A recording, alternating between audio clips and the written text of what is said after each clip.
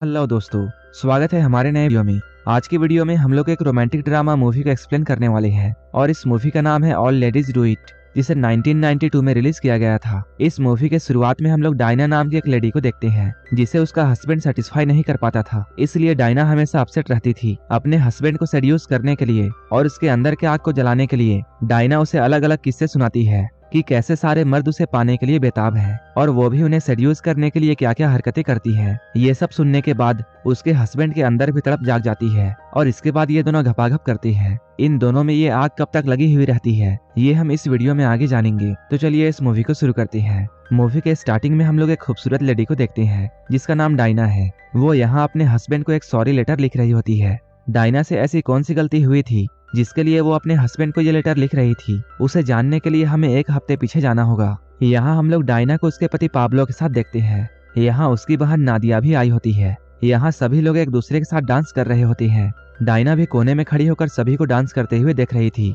तभी यहाँ पर अल्फांसो नाम का एक आदमी आता है और वो डायना के साथ डांस करने लगता है। डांस करते हुए वो डायना को सेड्यूस करता है। डांस करते हुए डायना के अंदर भी फीलिंग्स आने लगती है और वो अपनी भावनाओं में बहती हुई चली जाती है। वो अल्फांसो के छुअन को महसूस करती है, लेकिन पाब्लो इन दोनों का ऐसा करते हुए देख रहा था। इसलिए डायना मेकअप ठीक करने का बहाना बनाकर बाथरूम की तरफ चली जाती है। लेकिन हम लोग देखते हैं अल्फांसो भी उसके पीछे पीछे जाता है। ये लोग वॉशरूम में घपाघप करने ही वाले होते हैं, लेकिन तभी पाब्लो यहाँ आ जाता है। जैसे ही पाब्लो की आहट यहाँ सुनाई देती है, अल्फांसो बाथरूम के दरवाजे के पीछे छुप जाता है। इसलिए पाब्लो को इस बात की खबर नहीं लगती है। असल में जब पाब्लो ने अल्फांसो को डांस करते हुए देखा था, तभी उसे अल्फांसो पर शक हो गया था कि वो उसकी बीवी को वॉशरूम में ले जाकर घपाघप करने का प्लानिंग कर रहा है। तभी पाब्लो यहाँ आकर डायना से ये कहता है, मुझे इस पार्टी में मजा नहीं आ रहा है, चलो हम लोग घर चलते हैं। असल में पाब्लो और डायना के बीच में पिछले कुछ सालों से रिलेशनशिप ठीक नहीं है, क्योंकि पाब्लो अब पहले की तरह रोमांटिक नहीं है और ये बात डायना को बहुत बुरी लगती है। इसके बाद वो डायना को यहाँ से लेकर चला जाता है।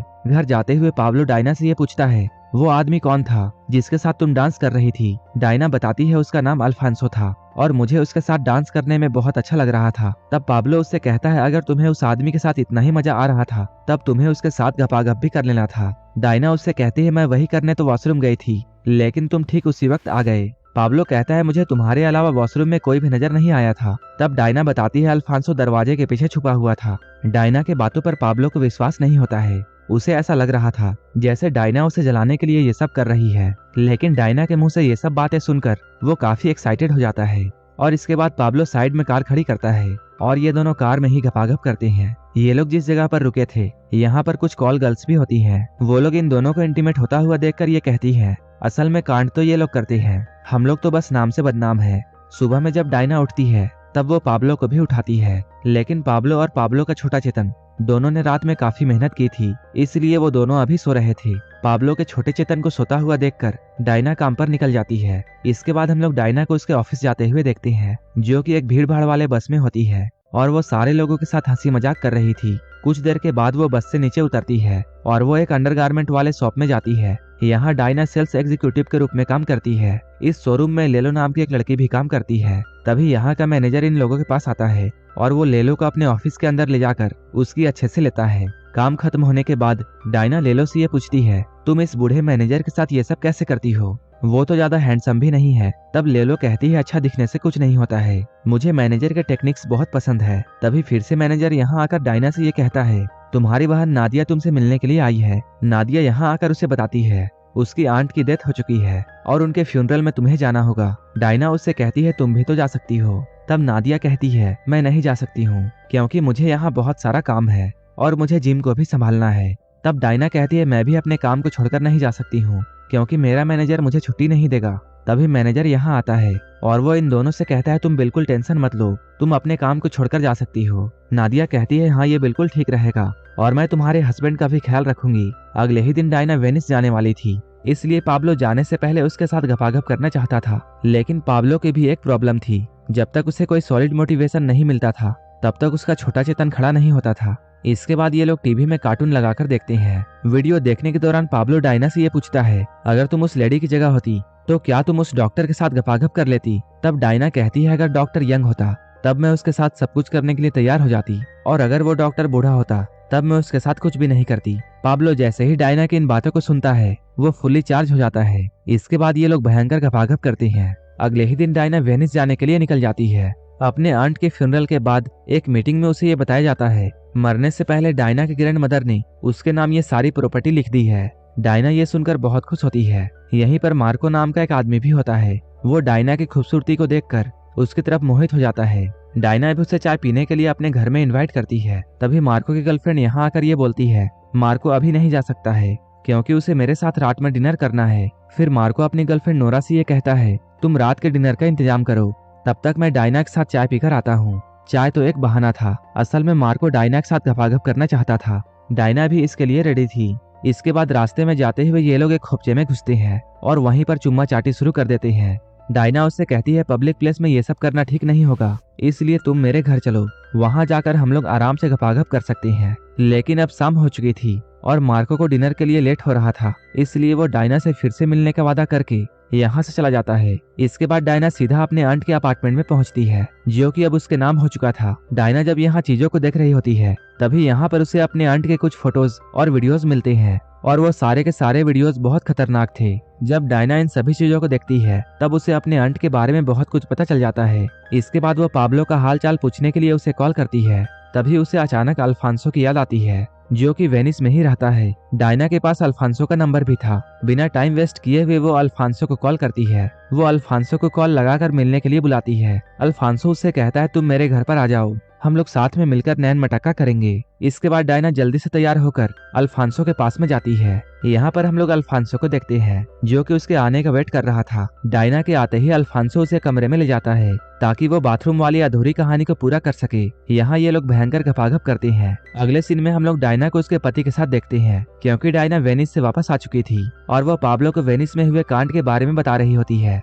हमेशा की तरह पाब्लो को डायना की ये बातें झूठी लगती हैं। उसे ऐसा लगता था जैसे डायना उसे उत्तेजित करने के लिए ये सब कहानियां कहती है, लेकिन रोमांस करते हुए उसकी नजर डायना के गले पर पड़ती है। यहाँ पर एक लव बाइट था। उस लव बाइट को देखते ही पाब्लो को ये यकीन हो जाता है डायना के गोदाम में बहुत लोग सामान रख चुके हैं और साथ ही साथ उसे डायना की बताई हुई सारी कहानियां समझ में आ जाती हैं। पाब्लो को अब तक यही लगता था कि डायना उसके साथ मजाक कर रही है, लेकिन सारी सच्चाई जानने के बाद वो डायना को एक जोरदार थप्पड़ मारता है। इस चीज की वजह से इन दोनों के बीच में काफी बड़ी दरार बन जाती है। अगले दिन डायना अपनी बहन नादिया के पास जाती है और ये सारे किस्से उसे बताती है। नादिया उससे कहती है जब सब कुछ अच्छा चल रहा था तब तुम्हें पाब्लो को वो सब बताने की जरूरत क्या थी। इस पर डायना कहती है मैंने उसे कुछ भी नहीं बताया है क्योंकि उसने ही मेरे गर्दन पर लव बाइट को देखकर सब कुछ खुद से समझ लिया था। नादिया उससे कहती है अब तुम्हें अपने लाइफ में आगे बढ़ना चाहिए, लेकिन इधर डायना पाब्लो को बहुत प्यार करती थी। डायना की बातों को सुनकर नादिया कहती है ठीक है, मैं पाब्लो से बात करने की कोशिश करूंगी। इसके बाद नादिया पाब्लो के घर में जाती है। हम लोग यहाँ देखते हैं नादिया के दिल में पहले से पाब्लो के लिए फीलिंग्स होती हैं। जैसे ही वो पाब्लो के सामने बैठती है वो उसे अपने खूबसूरती के जलवे दिखाती है और वो उसे अपने जाल में फंसाने की कोशिश करती है, लेकिन पाब्लो नहीं फंसता है क्योंकि वो डायना से बहुत प्यार करता था। नादिया को इस बात से बहुत गुस्सा आता है और वो यहाँ से वापस लौट जाती है। इसके बाद वो डायना के पास आकर पाब्लो के बारे में सब कुछ उल्टा फुल्टा बता देती है और ये लोग डायना का मूड ठीक करने के लिए उसे कार में घुमाने के लिए लेकर जाते हैं। नादिया, डायना और उसकी एक दोस्त ये लोग एक पार्टी में पहुंचते हैं। यहाँ ये सारे लोग एक दूसरे के साथ डांस कर रहे थे। इसके बाद डायना बारटेंडर के पास जाकर उसे एक ड्रिंक बनाने के लिए कहती है। बारटेंडर डायना के ड्रिंक में एक गोली मिला देता है। जब डायना इसके बारे में उससे पूछती है तब वो कहती है ये गोली तुम्हें जन्नत की सैर कराएगा। इधर डायना जैसे ही उस ड्रिंक को पीती है वो अपना होश खो देती है और एक टीनेज लड़के को कोने में ले जाकर उसके साथ गपागप करने लगती है। वो गोली इस कदर असरदार थी, डायना उस लड़के के अलावा और 4 लोगों के साथ भी भयंकर गपागप करती है। तभी डायना यहाँ से अपने हस्बैंड पाब्लो को कॉल लगाती है और वो उसे कॉल में ये बोलती है वो यहाँ पर 4 लड़कों के साथ एंजॉय कर रही है और मैं यहाँ बहुत ज्यादा खुश हूँ, तुम तो मुझे इतना खुश कभी नहीं कर पाओगी।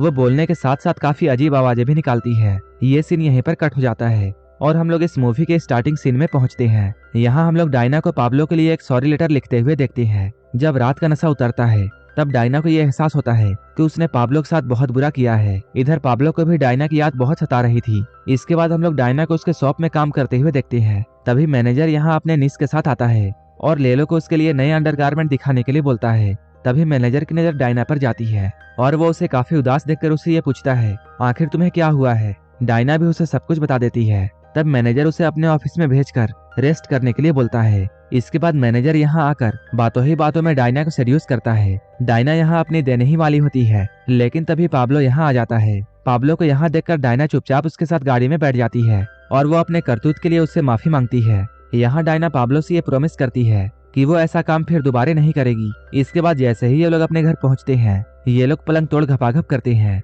और यहीं पर ये मूवी खत्म हो जाती है। अगर आपको ये मूवी अच्छी लगी हो तब एक लाइक जरूर कर देना और ऐसे ही वीडियोस के लिए मेरे चैनल को जरूर सब्सक्राइब कर लेना। तो मिलते हैं हमारे नेक्स्ट वीडियो में।